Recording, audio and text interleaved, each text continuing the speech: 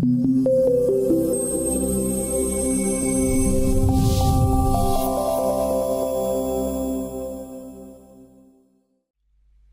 going to take a look at free shape cabinets now. This is the way to draw a custom cabinet plan which is not necessarily rectangular. Click on the New Cabinet button and select the Free Shape option. The shape that is shown in the window defaults to the last one that's been set up, and the key place we've got to go to now is the Shape Edit button. You can change the dimensions above or in the Properties menu later. So let's click on Edit here. So in this Shape Edit dialog box we've got three ways to edit our shape. We can use coordinates, which we're going to show you elsewhere. You can import a DXF file of the shape, but for now we're going to concentrate on drawing in the editor. If we want to add a point, click on any line and then click again. We can then drag that point wherever we want. To remove it, hover over the point and click once. We can also select a line, open the line or the shape,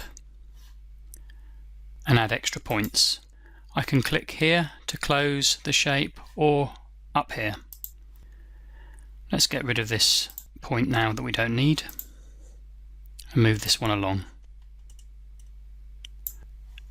Up here we've got Show Grid and Align to Grid, which is helping us align these points along the grid.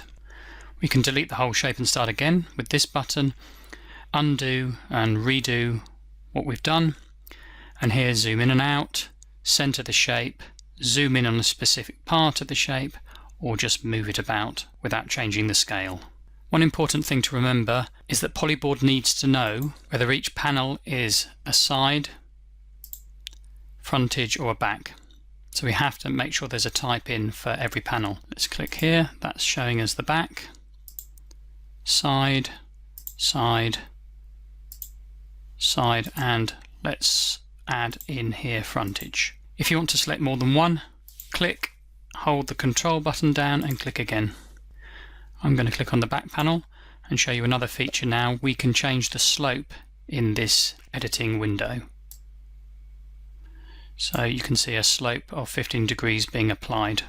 Let's click OK and see what we've got. And OK again. So here's our quite complicated cabinet. All the cut list plans CNC files have been updated. If we want to go back in and edit, we can in the Properties menu here. And one final thing I want to show you. Let's start with a simple box cabinet. We can actually change this into a free shape if we want later on by clicking Free Shape here. And now we've got a Shape Edit option in the Properties menu. Please note all editing features are available, except you cannot add and remove points, but you can move them and add a slope, for example. Thanks very much for watching. Goodbye.